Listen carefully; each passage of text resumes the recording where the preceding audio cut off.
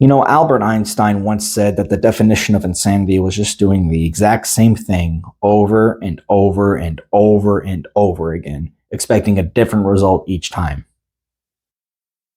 And that's how I felt when watching the Jaguars playing the Miami Dolphins last Sunday. Cue the intro.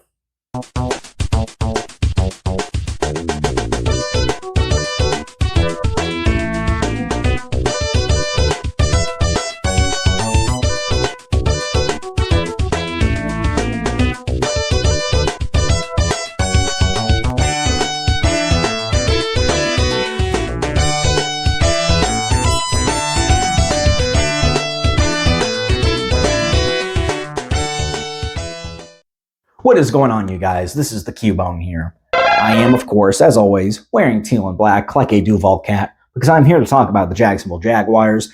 And my normal setup is a little different right now. I'm hoping that in a few weeks from now, I can get back to how things normally are. I'm just having to rearrange some stuff in my apartment. I apologize. But I am still joined by my two co-hosts, Trico and Salanda. Gentlemen, how are you doing tonight?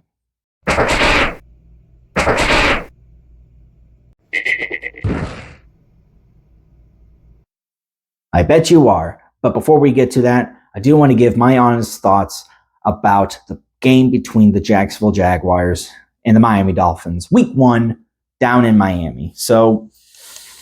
And I'm not going to talk about the Tyreek Hill, police detaining and body cam video that surfaced a little while ago.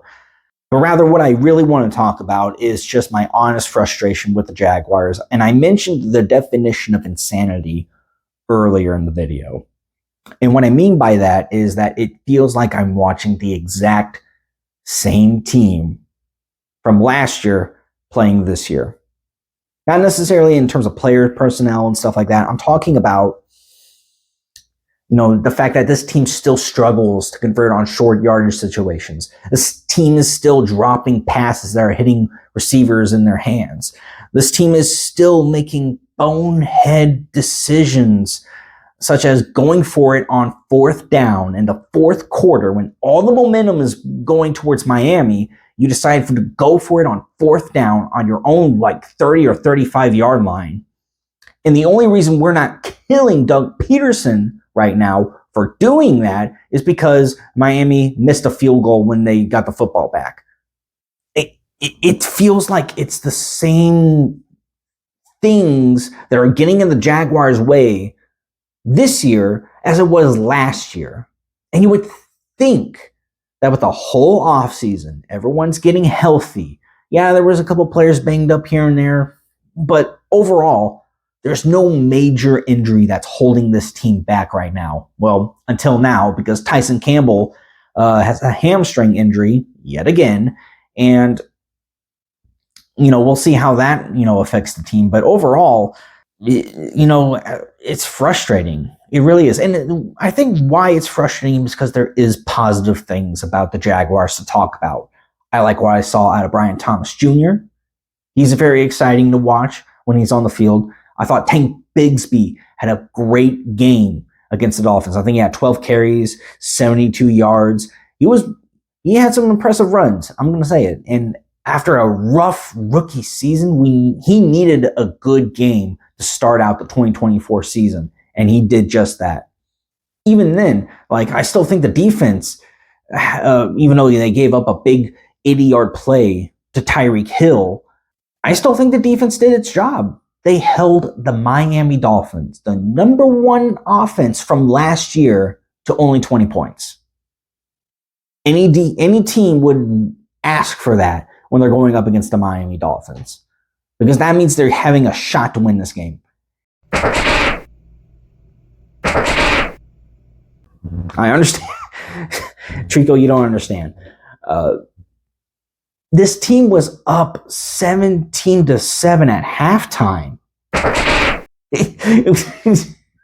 They were up 14-0 at one point. If Travis Etienne doesn't fumble the football 5 yards away from the end zone, Jacksonville wins this game. They more than likely are winning that game because then it's 24-7. if Miami only gets to 20 points, you still win the game.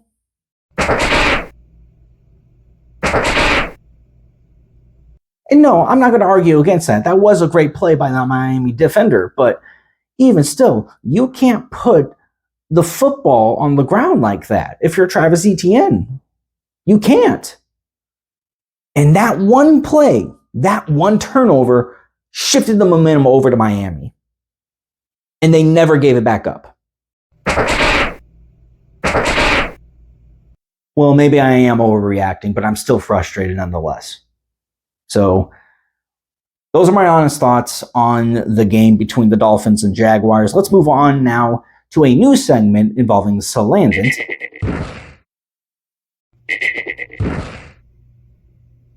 What the hell are you doing with my whiteboard?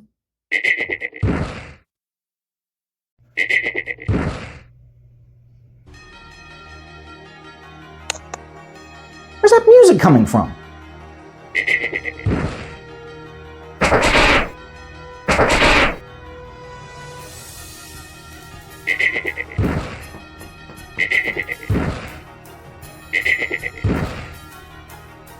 Since when do you play fantasy football?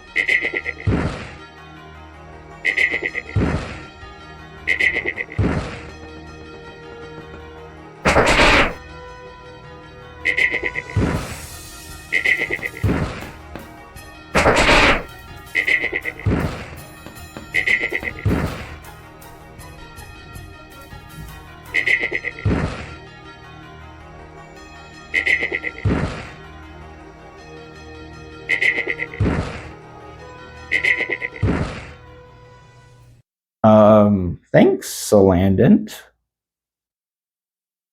I'll be honest, that's not how I planned that segment to go, but so be it. Let's move on to the final segment of the video, which is going to be called Questions with Cubone, or Q&Q, as we're going to be referring to it.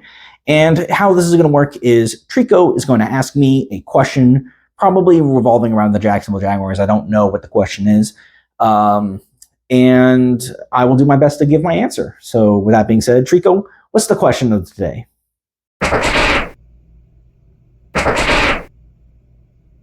Oh, 100%, yeah. Trent and Doug are on the hot seat, even before the season began.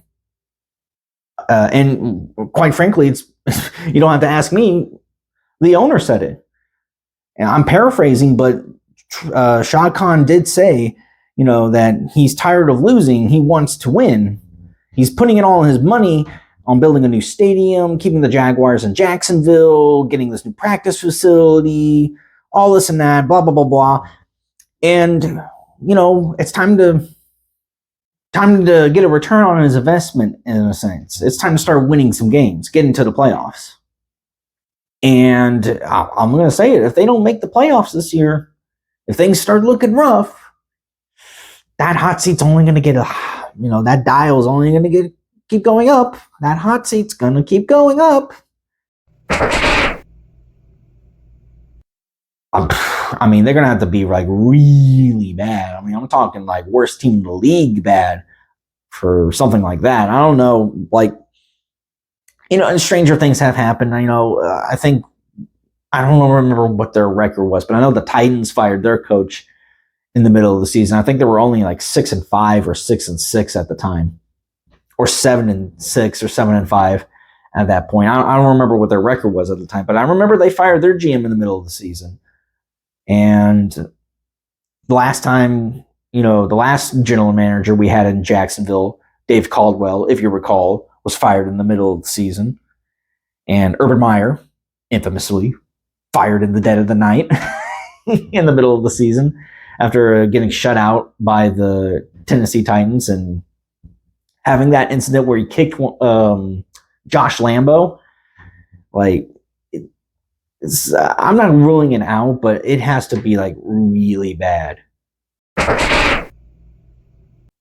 Oh, if they're losing to Cleveland and then they lose to Buffalo and then I think Houston's the next game after that, if they lose those next 3 games, one of them's got to go, if not both. That's unacceptable. One question per video, Trico. One question per video. All right. And if you guys want your questions answered on this on this channel, leave a comment down below, and Trico might choose that question for the next video. So with that being said, folks, that is today's episode of the Cubone Football Show. I hope you enjoyed. We'll see you guys next time. Take care.